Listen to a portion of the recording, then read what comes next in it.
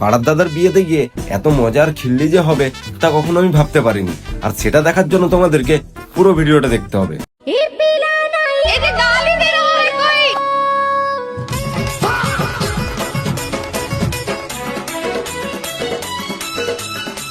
वाह क्या मुस्कुराहट है।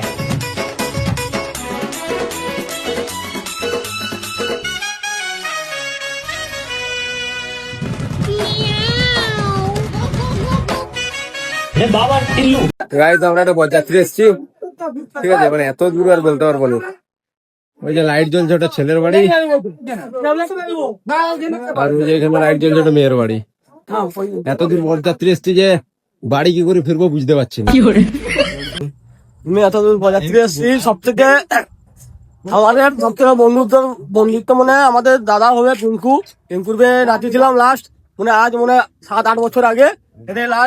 তারপরে নাচলাম কেবলার বিয়ে, নাচবো তারপর দাউদের বিয়ে।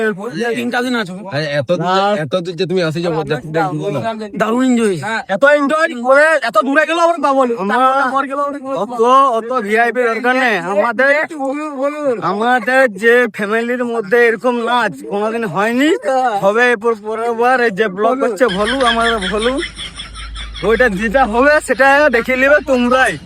খুব সুন্দর হবে। অনেক নাচানাচি আর অনেক খিল্লি করার পর আমরা সোজা চলে আসি খাবার টেবিলে। জানাটা যা খায় 2-3 কিলো চালের ভাত খায়, 5-6টা মুরগি খায়।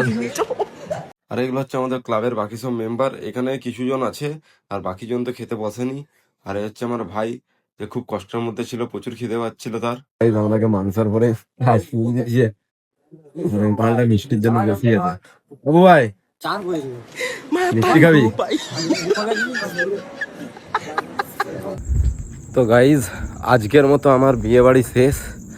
অনেক দূরে বিয়ে বাড়িটা ছিল তো, তাই হেঁটে হেঁটে বাড়ি যাচ্ছি। দেখা হবে পরের ভিডিওতে।